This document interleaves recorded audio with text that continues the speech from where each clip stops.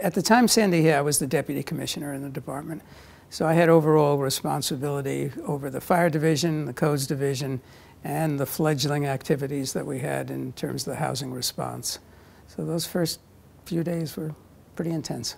You know, we practice for emergencies, and we go through the tabletop exercises, and I've been part of that for many years, but nothing at all prepared us for the total devastation across the state. Yeah, the department was about 800 people. Other than the Division of Fire Safety, very few people in the department responded to an emergency. And between the date of the storm and spring, so 5 months, we had to create an entire new division, build a infrastructure to handle 20,000 applications for people seeking aid. The governor challenged us to get a system up and running. Let me go back a little bit. So the storm is at the end of October. Congress doesn't act till January. HUD doesn't issue regulations to get the money, I think, until end of February. We don't get our award until April. And so people whose homes were devastated have been sitting there for 5 months, not receiving any aid, or limited aid through FEMA, but limited. That's insufficient to help you rebuild your home. So the governor was pretty clear that he wanted something up and running before Memorial Day. And so we got a consultant to help build a system for intake before Memorial Day. And, you know, people have talked about building the airplane as you fly or building the ship as you sail, and that's what we did.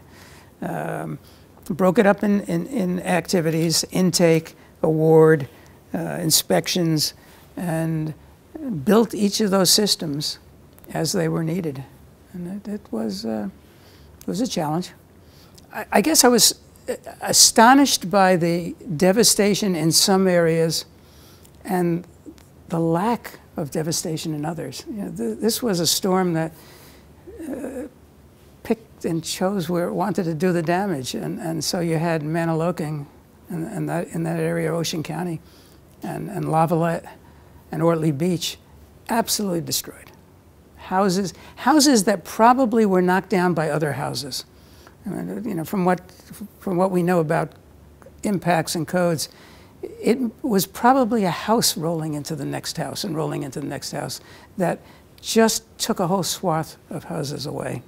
And you know, we've never dealt with anything like that.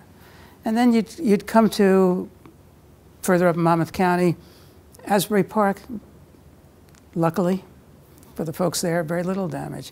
And then just a little further up the road, Seabright, devastated.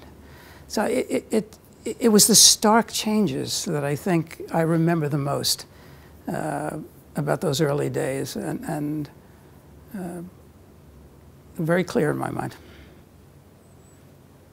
There was nothing any of us could say to relieve the pain or the anxiety or the feeling of loss for the folks who lost their homes during that.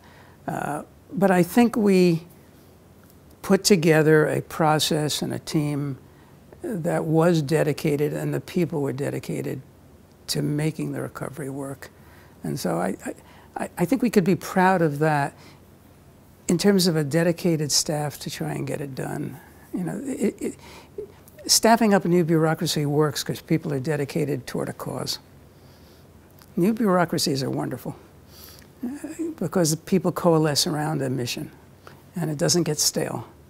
And I think that's one of the successes of dealing with an emergency, and certainly here.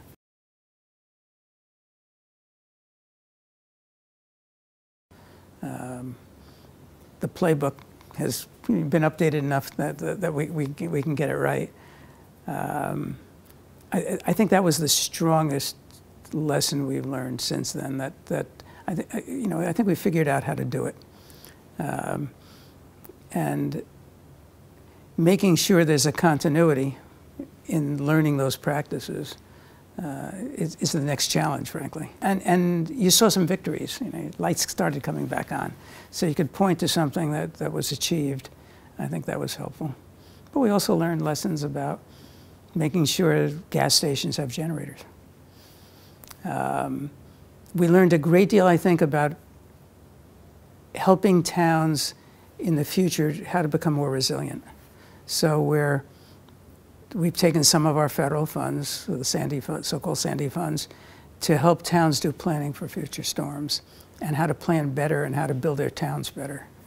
I think that's a good lesson. We've learned a good deal more and are doing much more in terms of making sure that hospitals, transportation, won't lose power and can be separated from the grid so that you have a transportation system that operates, that you have hospitals that operate. So I'll give you, for instance, initially,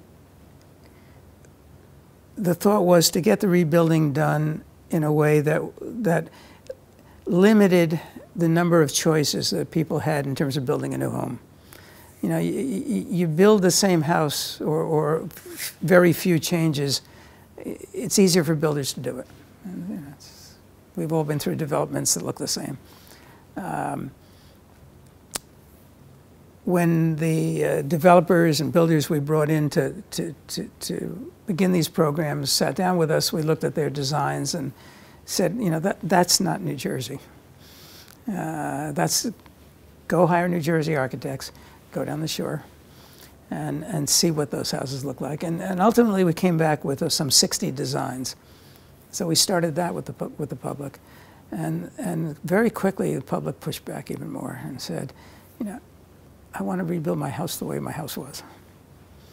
And so we were nimble enough and quick enough to pivot the program to allow for homeowners to choose their own developer, choose their own design, and as long as it made it within the grant money and whatever savings they had. So we tried to listen to the public as much as we could and made those changes.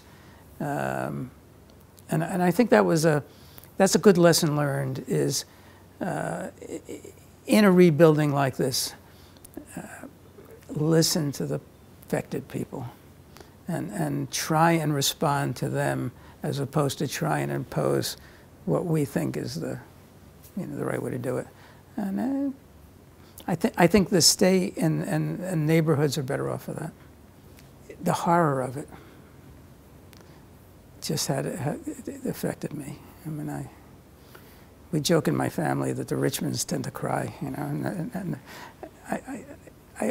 I was clearly emotionally upset by it. But the second thought, and it's probably not, again, a single word, but I've worked through other crises, I've worked through other emergencies, and so it was, okay, there's a job to do. I was lucky.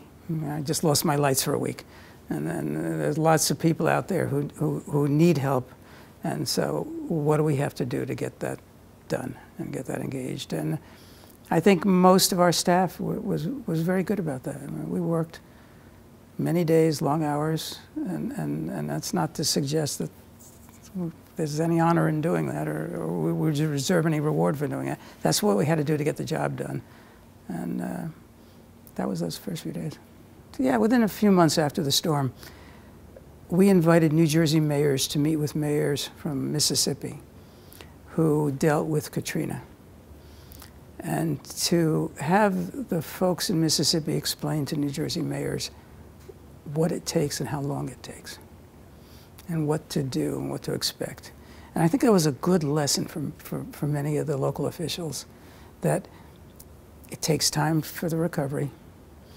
You ought to take the time to plan your town well and plan for some resiliency and plan for the next storm and understand what that brings. And I thought those sessions were just superb, because it's the local officials who make most of the decisions in New Jersey about how towns grow.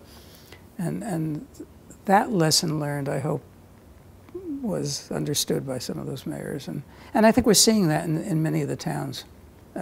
There's a book called Under Siege, Underwater, Underwater, Under Siege, and it's about a little town in Mississippi that was virtually destroyed. And they actually had to put signs on trees of what street you were on, because people lost all sense of orientation. And we brought that mayor up. And it's a great book to read in terms of how people can come back. But it's also a wonderful book to read about what it takes and how long it takes and how to do it right. 10 years from now, I would hope, more than hope, I believe, that the state will be more resilient, better built, better prepared. People will tell of the stories of that night, but get beyond the pain and get beyond the shock, and be able to look forward to a state that it has grown better from a tragedy that probably was the worst in the state's history, and hopefully you don't see again.